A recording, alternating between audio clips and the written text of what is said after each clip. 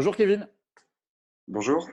merci d'avoir accepté mon invitation. Kevin, tu es sociologue, tu vis à Marseille où tu es notamment militant du mal logement. En tout cas, c'est comme ça qu'on t'a connu. Tu avais participé à la création du collectif du 5 novembre après le drame de la rue d'Aubagne qui avait fait 8 morts dans l'effondrement de 2 immeubles en plein cœur de Marseille. Aujourd'hui, Emmanuel Macron revient à Marseille après ses annonces d'il y a 5 semaines. Il avait annoncé 1,5 milliard pour les transports, la culture, la sécurité, des moyens humains pour la police, des médiateurs, des animateurs, pas des médiateurs, des éducateurs pour Marseille. Aujourd'hui, il revient pour 2 jours pleins à Marseille. Et comment est-ce que tu analyses cette attention particulière sur Marseille, cette présence renforcée? Marseille est sous tutelle, d'après toi?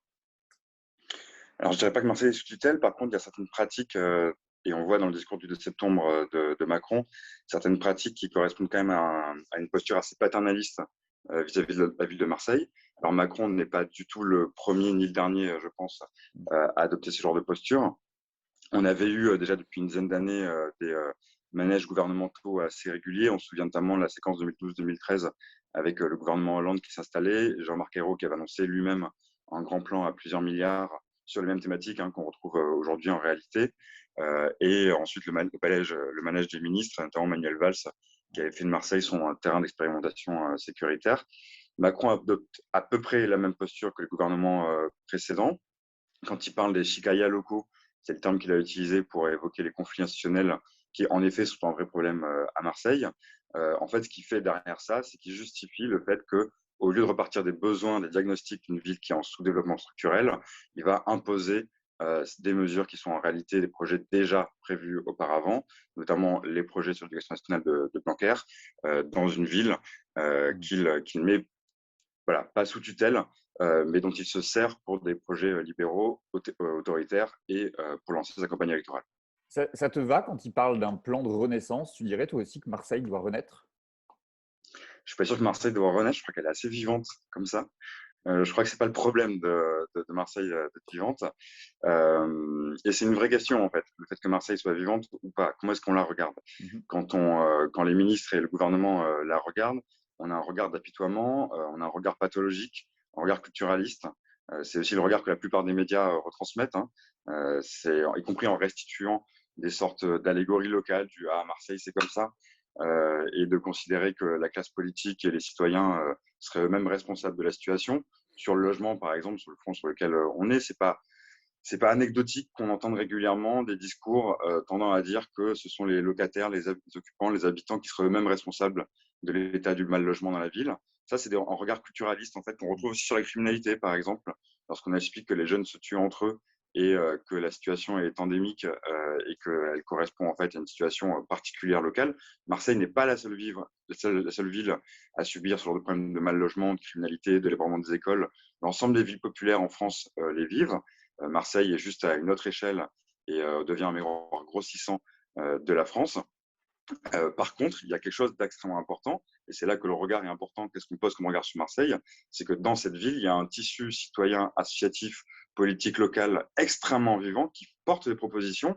Et là, quand on regarde les mesures annoncées par Macron le 2 septembre, l'ensemble de ces propositions et diagnostics sont balayés, alors que les services de l'État les connaissent. Et en fait, de renaissance, il faudrait plutôt prendre ce qui est de vivant dans la ville, prendre les propositions qui existent déjà, prendre les diagnostics qui existent déjà, les soutenir, plutôt que d'imposer par en haut des mesures dont, pour la plupart, les Marseillais et les Marseillaises n'ont pas besoin.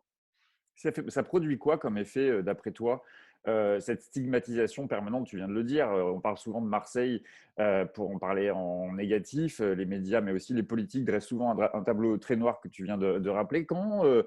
Ou plutôt d'ailleurs, c'est quoi les effets? Oui, quels effets ça peut produire dans la population d'être sans cesse stigmatisé et ramené à une image noire de Marseille? Alors moi, j'ai vachement travaillé là-dessus justement dans mes recherches. C'est un sujet intéressant. Je considère qu'il y a ce qu'on peut nommer un stigmate méridional qui pèse sur la ville de Marseille, qu'on retrouve dans d'autres pays. Moi, j'ai travaillé sur le sud de l'Italie et on retrouve des rapports assez similaires entre l'État central et le sud de l'Italie, comme on retrouve entre la France et Marseille. C'est un stigmate qui vient de loin, qui mixe en fait plusieurs caractéristiques, qui mixe le fait que on stigmatise une ville qui est populaire et dont la centralité populaire est importante. C'est-à-dire qu'il n'y a pas de périphérie à Marseille au sens de périphérie urbaine pauvre comme on a en région parisienne, mais on a les classes populaires qui sont au centre de la ville. Donc toute la ville est perçue par ce prisme-là.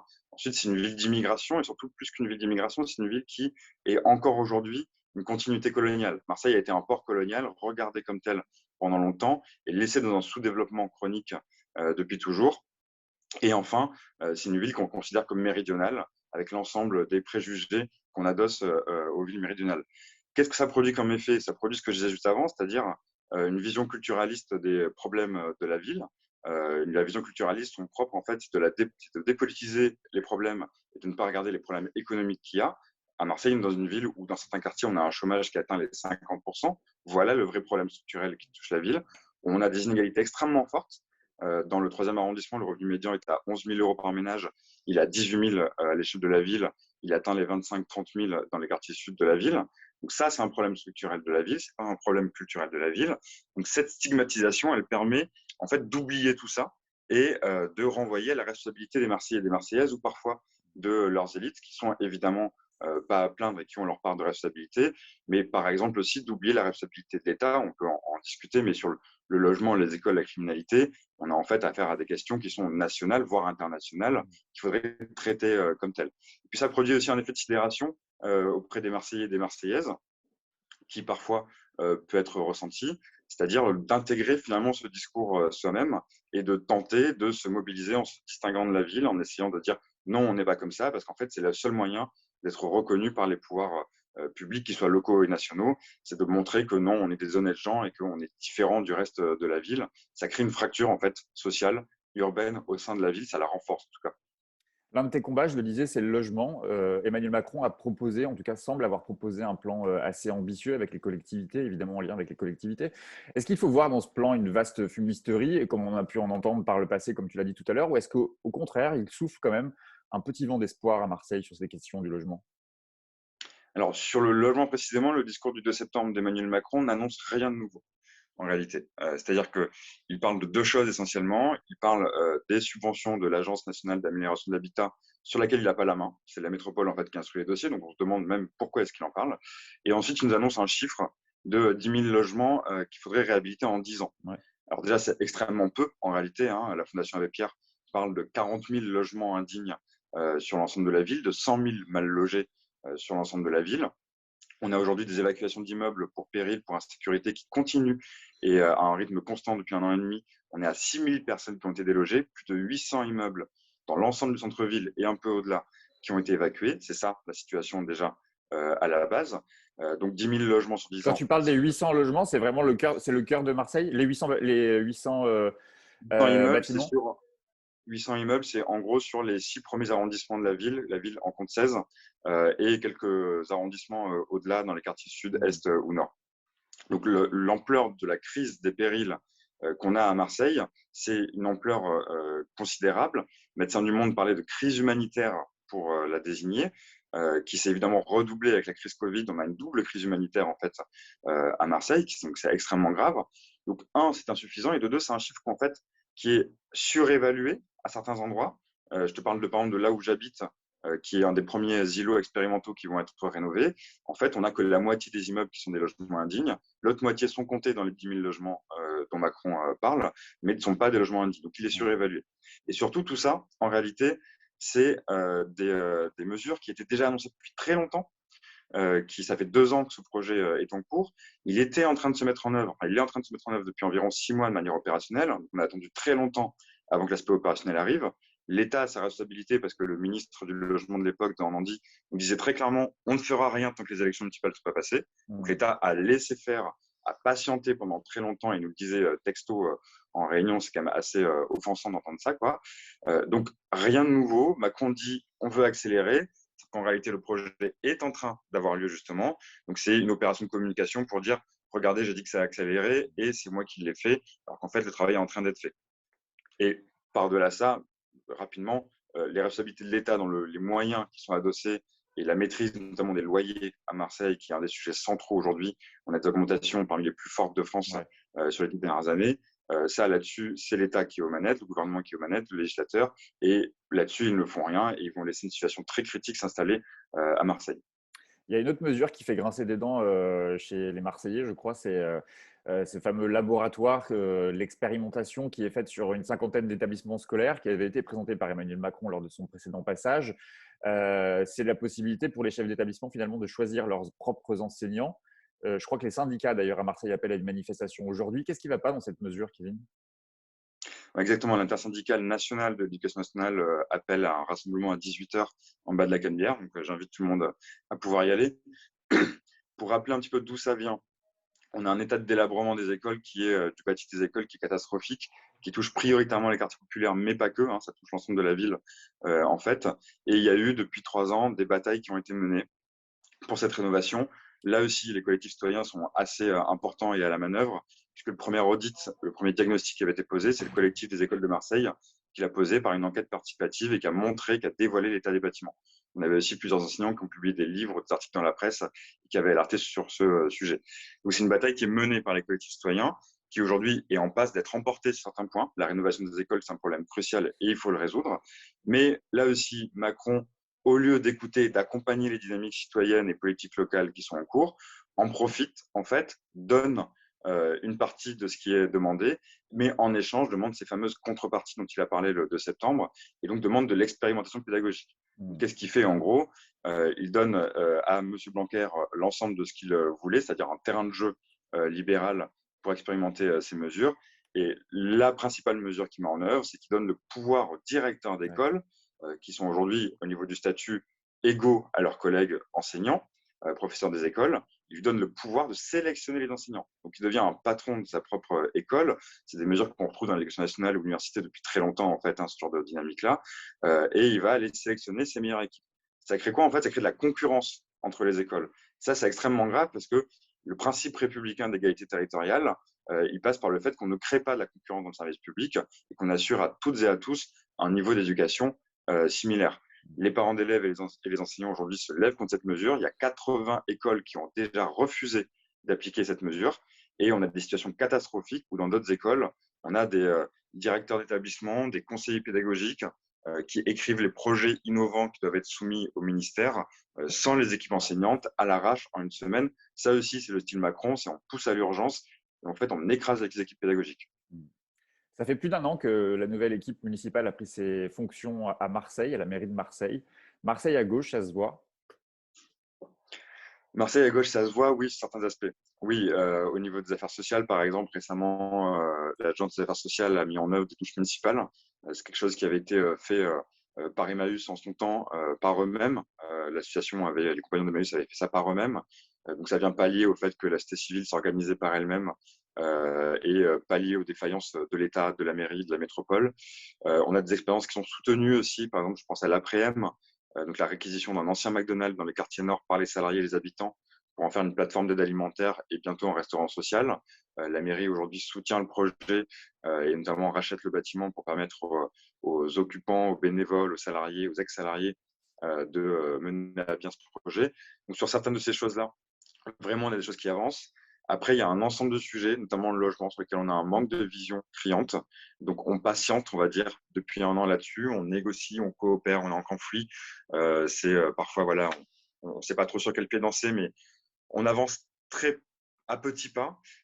Et sur le sujet des écoles que Benoît Payan, le maire de Marseille, avait voulu mettre au cœur des enjeux du début de sa mandature. Donc, il est allé chercher le milliard d'euros de rénovation des écoles auprès de Macron. C'est une stratégie évidemment plutôt logique, vu l'état des finances de la ville, état des finances qui, comme dans beaucoup de villes, est en berne, vu aussi les manques de compensation financière après la suppression de la taxe d'habitation, hein, faut le signaler. Ouais.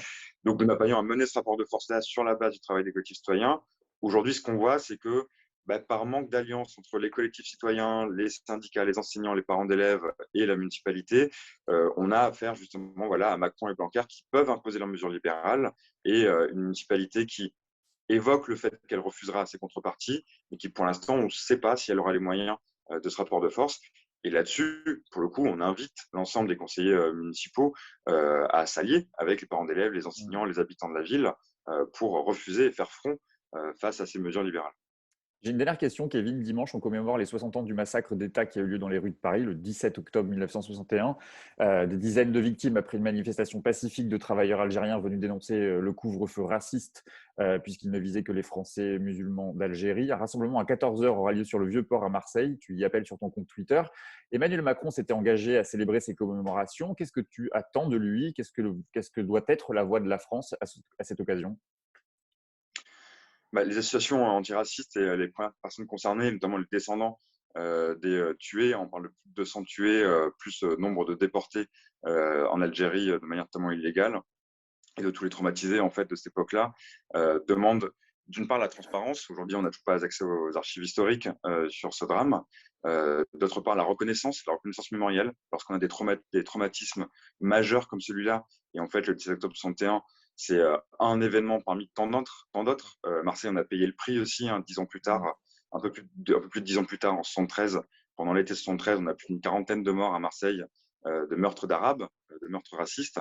Donc, toute cette séquence-là, en fait, directement post-colonisation ou pendant la guerre d'Algérie, ont été des traumatismes de masse pour beaucoup d'Algériens, beaucoup de Français aujourd'hui qui en sont les descendants. Donc la reconnaissance mémorielle est importante, sinon on ne reconstruit pas une société pour. On a un Zemmour pétainiste qui assume un programme négationniste.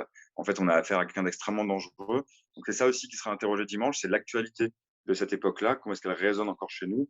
Et là, c'est pas tant à l'État qui lui demandait quelque chose, mais c'est à l'ensemble de la société de se réveiller, d'être présent ce dimanche aux commémorations. La police a tué par le passé. Elle tue toujours, comme le dit Philippe Poutou. Malheureusement, oui, de manière systémique. Depuis une quarantaine d'années, on dénombre plus de 600 morts. Dire que la police tue, c'est pas dire que les policiers eux-mêmes tuent, c'est pas dire qu'ils sont des assassins ou des meurtriers, c'est dire qu'il y a des gouvernements qui ont laissé faire un permis de tuer. C'est-à-dire qu'il y a des gouvernements qui, sans cesse encore aujourd'hui, répondent à des syndicats non représentatifs des policiers, il faut le dire, parce qu'en fait, il y a plein de policiers qui s'opposent à leurs syndicats et qui réclament une rationalité dans leur activité plutôt que les pousser à la culture du résultat, comme disait Manuel Valls. Plein de policiers qui réclament de pouvoir faire leur travail et d'aider les plus pauvres, d'aider les femmes victimes de violences sexuelles. Il y en a, en fait. Il faudrait s'appuyer là-dessus plutôt que de manière gouvernementale imposer des mesures de renforcement des armes et de répondre systématiquement à l'extrême droite policière. Donc la police, aujourd'hui, oui, a tué. Les gouvernements précédents et actuels en sont les premiers responsables. Ça, il faut le dire. Et le reconnaître, en fait, c'est reconnaître c'est faire un constat, c'est trouver des solutions ensuite, c'est trouver des solutions avec les acteurs des associations de lutte contre les discriminations, c'est de trouver des solutions avec les policiers, c'est de reconnaître en fait qu'on a tous à y perdre à laisser ce genre de crime arriver. Il y en a encore eu un cet été dans le 3e arrondissement à Marseille, et qu'on a en fait à perdre vraiment un devoir d'humanité lorsqu'on laisse faire ça, et qu'on a à perdre la cohésion de nos sociétés. Merci beaucoup, Kevin. Merci Pierre.